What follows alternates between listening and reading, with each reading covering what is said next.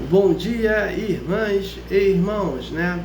Mais um estudo do Evangelho do Mestre Jesus de Nazaré. O objetivo desse estudo, né? Levar uma informação para uma irmã ou um irmão que estão necessitando dessa informação. Então, antes de começarmos o estudo, vamos com a prece inicial. Agradeço a Deus, ao Mestre Jesus de Nazaré, meus mentores, guias, guardiões, meu anjo guardião, por mais um estudo do Evangelho do Mestre Jesus de Nazaré. O objetivo desse estudo é levar informação para uma irmã ou um irmão que estão necessitados dessa informação, né? E peço vibrações positivas para os irmãos e as irmãs que estão passando apuros por causa dos flagelos destruidores de Deus. Peço paz para o Brasil, paz para Venezuela e Guiana, paz para a Rússia e Ucrânia, paz para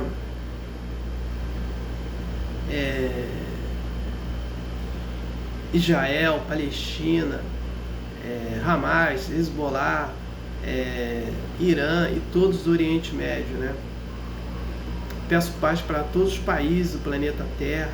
Peço competência e sabedoria para os presidentes e governantes governarem respectivamente seus países. Peço a permissão a Deus para dar iniciado mais um estudo do Evangelho do Mestre Jesus de Nazaré, dizendo a todos do fundo do coração, dos dois lados da vida, graças a Deus. Antes de começarmos o estudo, né, então vou passar os comunicados, né?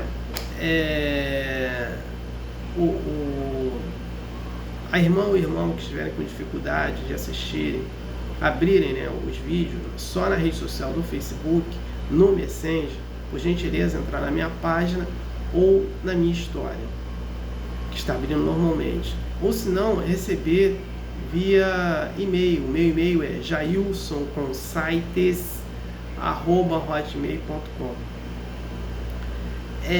Ou se não, entrar no YouTube, lá que está todos os vídeos abrindo normalmente. O outro comunicado é que o filme Nosso Lar 2 já levou mais de 1 milhão de pessoas aos cinemas, né? E menos de um mês a estreia dele. A irmã ou irmão que não assistiram o filme ainda, então assistam. As irmãs e os irmãos que já assistiram, queiram assistir, assistam, né? Vamos aos cinemas. A empresa do filme Nosso Lar 2 já tem projetos, né?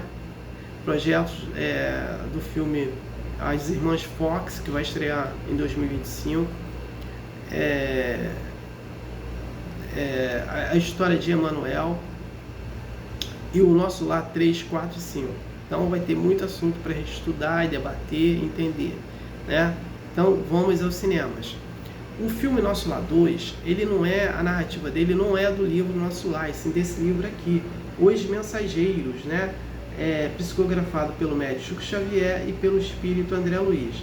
Então vamos aos cinemas. Eu estou na 3ª temporada, né, estudando esse livro aqui, O Evangelho segundo o Espiritismo, autor Allan Kardec. Na primeira temporada foi o mesmo livro, a segunda foi Ramatiz, Evangelho à Luz do Cosmo, né, pergunta e resposta entre o médium Exílio Mais e o espírito Ramatiz. E como funciona o meu trabalho?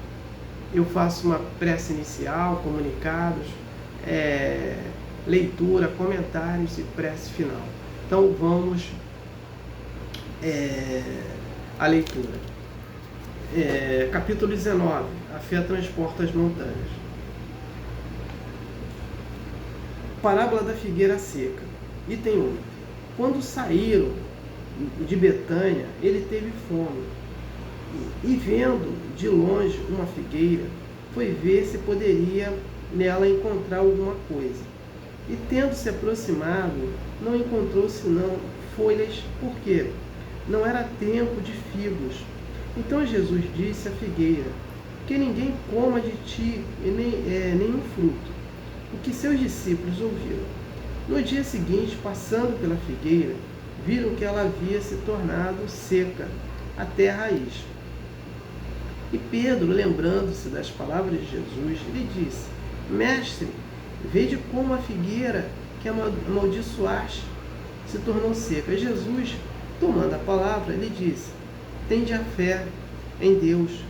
Eu vou-lo digo, em verdade, que todo aquele que se disser a essa montanha, tira-te daí e te lança ao mar, e isso sem hesitar em seu coração, mas crendo firmemente que tudo que houver dito acontecerá, e ele o verá com efeito acontecer. São Marcos 11, 12, 14, 20, 23.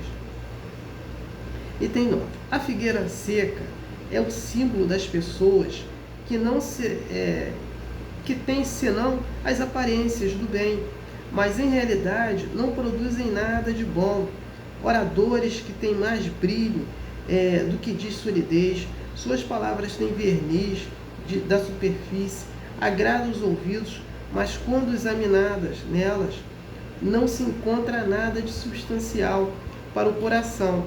Depois de as ter ouvido, se pergunta qual proveito delas se tirou. Item 10. Os médiuns são os intérpretes dos espíritos, né? Suprem os órgãos materiais que falam a este para nos transmitirem suas instruções, por isso são dotados de faculdades para esse efeito. Neste tempo de renovação social, tem uma missão particular. São as árvores que devem dar o alimento espiritual aos seus irmãos.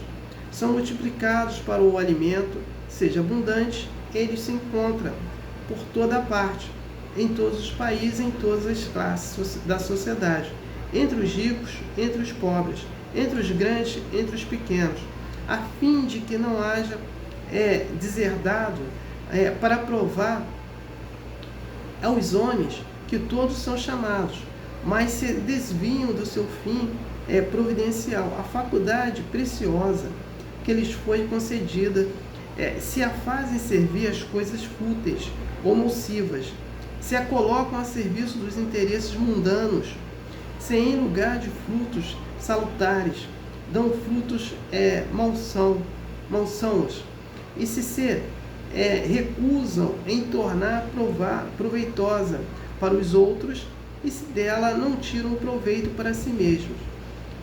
E se melhorando, eles são como uma figueira estéril. Deus retirará um dom que se tornou inútil em suas mãos. A semente que não sabem fazer frutificar, e os deixará se tornarem presa dos maus espíritos.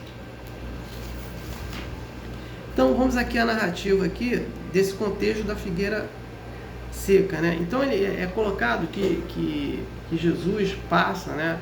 Ele mais os discípulos passa por uma figueira e ele sente vontade de comer o figo, mas ela não tem figo, estava fora do tempo. Então ele estava aí no outro dia eles passam lá, né? E vê a figueira seca. Então ele estava querendo mostrar ali naquele momento para os discípulos que é isso. Que a figueira, quando ela uma árvore ela é seca, ela não produz frutos, né? E quando ela não é seca, ela produz bons frutos, né? E a gente vai saber desses bons frutos, da qualidade de cada um. E é assim que ele relaciona as pessoas, né? As pessoas que